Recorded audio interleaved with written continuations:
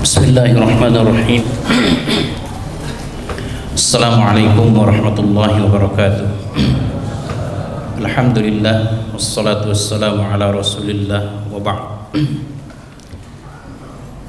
Qala an-nabiy sallallahu alaihi wasallam fil hadits alladhi rawahu Ahmad an Salman bin Amir qala Rasulullah sallallahu alaihi wasallam idza aftara ahadukum falyuftir ala tamrin fa in lam yajid falyuftir ala ma'in fa innahu tahur.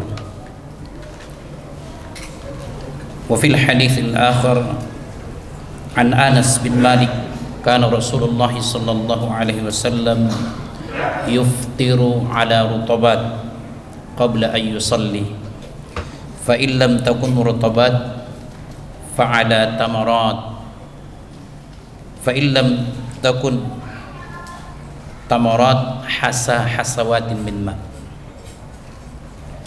Ikhwatal Islam, dua hadis yang mulia ini menjadi dalil atau rujukan bahwa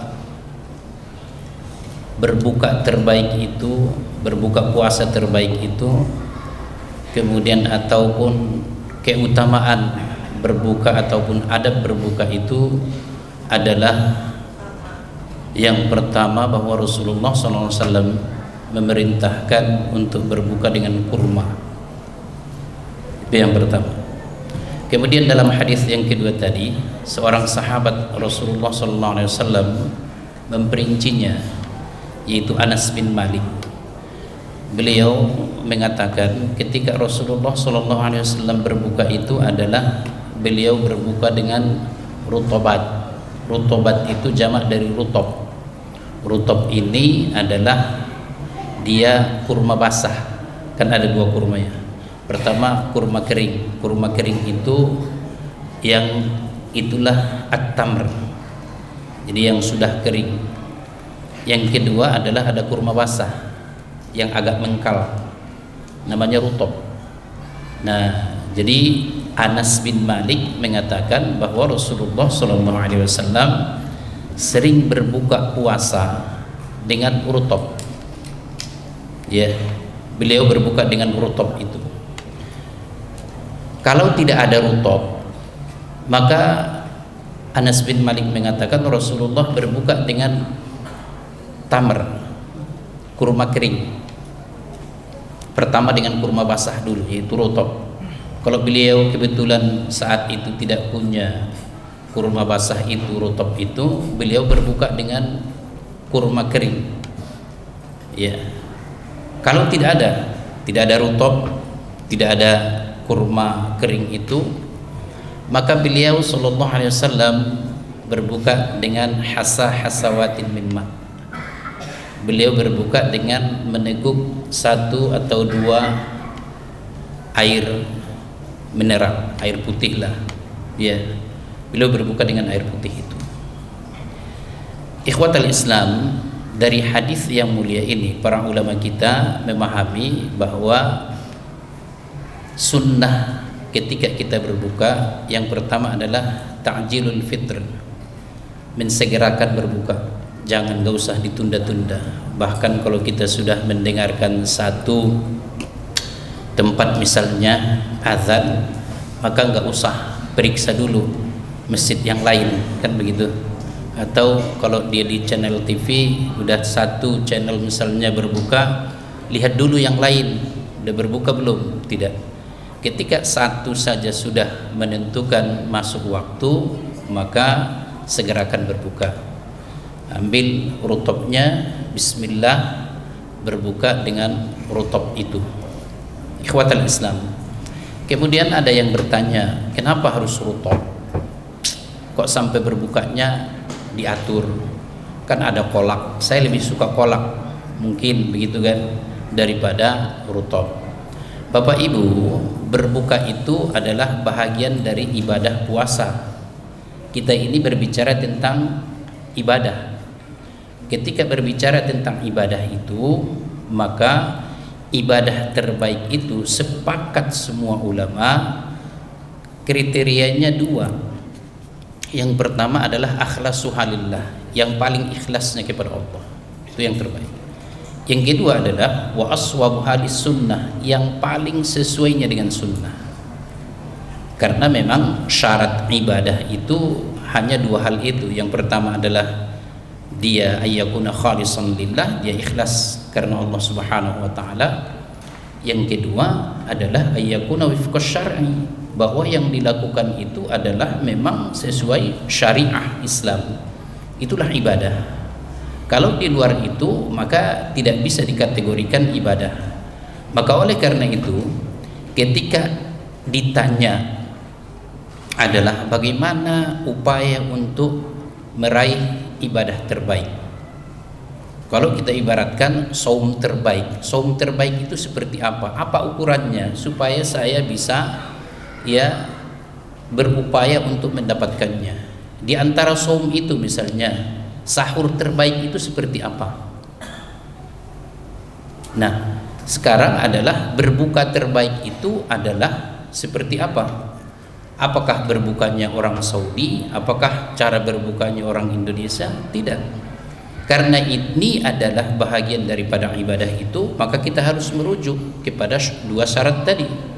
Yang pertama adalah akhlasuha lillah. Siapa yang paling ikhlasnya kepada Allah, itu tetap yang terbaik.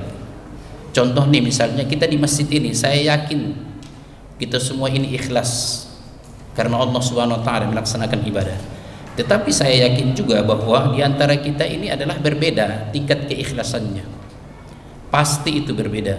Karena faktor keikhlasan itu juga adalah didukung oleh faktor ilmu dia terhadap ibadah yang dilakukan. Iya, sehingga apa? Dia bisa lebih ikhlas. Bisa jadi apa? Ibu lebih ikhlas daripada kami. Nah, maka para ulama kita seperti misalnya Fudail bin Iyad ketika ditanya tentang tafsir awal dari surah Al-Mulk, Tabarakalladzi biyadihil mulku wa huwa ala kulli syai'in qadir alladzi khalaqal mauta wal hayata liyabluwakum ayyukum ahsanu amala. Tabarakalladzi biyadihil mulku wa huwa ala kulli syai'in qadir. Alladzi khalaqal mauta, yang telah menciptakan kematian dan kehidupan, liyabluwakum, untuk menguji kamu. Ayyukum ahsan, siapa di antara kamu yang terbaik amalnya. Terbaik ya, ahsan itu terbaik. Di antara yang baik, siapa yang terbaik amalnya? Ketika ditanya Fudail bin Iyad, apa ukuran standar terbaik itu supaya saya bisa mengejarnya? Maka beliau menjawab adalah akhlasuha lillah wa aswabuha lis-sunnah. Yang paling ikhlasnya kepada Allah Subhanahu wa taala, itu yang pertama. Yang kedua, itu kan di dalamnya, Pak. Kalau ini tidak bisa kita menilai seseorang, nggak bisa kita katakan ente itu nggak ikhlas, nggak bisa. Anda nggak ikhlas, itu nggak bisa. Itu bukan domain kita. Itu Allah yang paling mengetahui dan dia dengan Allah. Maka tidak boleh seseorang mengatakan Anda itu ria, Anda itu tidak ikhlas, nggak bisa. Jadi ikhlas atau tidaknya adalah kita, dan Allah Maha mengetahui. Itu yang pertama. Yang kedua adalah untuk meraih ibadah terbaik, saum terbaik, berbuka terbaik, itu adalah wa aswabuha lis-sunnah, yang paling sesuainya dengan sunnah. Karena ketika kita bertanya ibadah siapa ibadah terbaik, pasti semua jawabannya ibadah Rasulullah SAW. Kenapa? Karena Muhammad SAW diutus oleh Allah untuk menerangkan bagaimana syariat Islam itu dilaksanakan, bagaimana sholat dilaksanakan, bagaimana saum dilaksanakan, bagaimana haji dan umrah dilaksanakan. Maka ibadah Rasulullah itu ibadah terbaik. Caranya, teknik ibadah itu adalah cara ibadah Rasulullah SAW.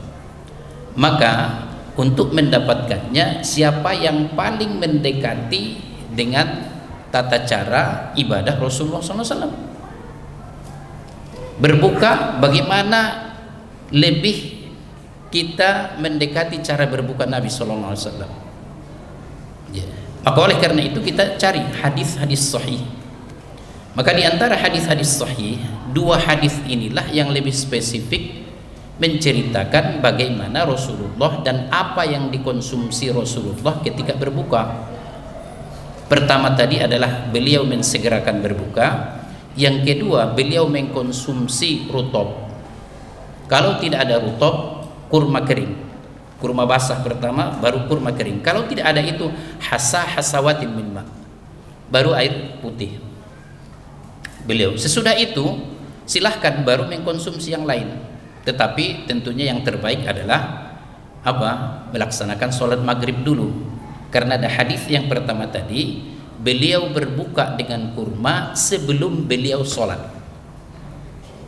Jadi yang kita laksanakan itu cukup berbuka dengan kurma dulu, ya, apakah yang basah atau yang kering, ya. Kemudian kita meneguk air. Sesudah itu siap untuk sholat maghrib.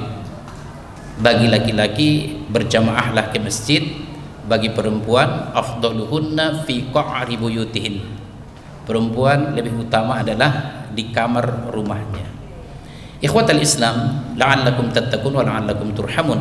Oleh karena itu, ketika berbuka ini adalah kita berbukanya dengan itu, walaupun sebetulnya kita tidak terlalu terlalu suka dengan kurma, tetapi karena ini adalah bahagian daripada ibadah, maka kita lakukan, kita ambil sedikit untuk berbuka. Kemudian seandainya ditanya, kenapa Anda berbuka dengan rutob? Jawabannya hanya karena ini adalah sunnah, karena Rasulullah berbuka dengan ini, selesai. Apakah karena kesehatannya begini, karena ini begini, karena ini begini, itu nomor sekian. Tapi jawaban terbaik itu adalah kenapa Anda berbuka seperti itu? Karena Rasulullah berbuka dan menganjurkan dengan itu. Intah, selesai. Oleh karena itu kita lebih apa?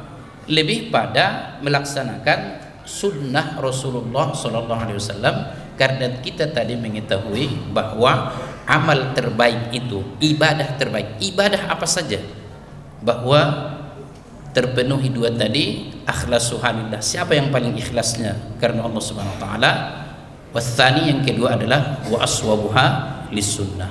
Oleh karena itu sekali lagi ketika ditanya bagaimana dan apa yang dikonsumsi Rasulullah SAW ketika berbuka puasa, maka Rasulullah SAW memerintahkan, menganjurkan berbukalah dengan kurma. Kemudian Anas bin Malik memperinci bahwa Rasulullah SAW kurma yang beliau makan ketika berbuka puasa adalah rutob, yaitu kurma basah. Kalau tidak ada adalah kurma kering, yaitu at-tamr. Kalau tidak ada hasawatin min ma, beliau meneguk beberapa teguk air putih. Jadi itulah yang kita laksanakan, sekali lagi dengan niat karena Rasulullah berbuka dengan itu, maka insya Allah saya pun berbuka dengan itu. Cukup hanya pembukanya saja. Kalau sudah berbuka, kita mau makan apa saja, ya terserahlah untuk itu. Karena sekali lagi ini bahagian daripada ibadah itu, ibadah saum itu. Dan untuk meraih ibadah terbaik itu, saum itu, semuanya kita laksanakan insyaallah dengan sahurnya juga dengan demikian, kemudian juga siangnya demikian, bagaimana Rasulullah SAW berada pada siang Ramadan dan bagaimana Rasulullah SAW berbuka. Barakallahu li wa lakum. Wassalamualaikum warahmatullahi wabarakatuh.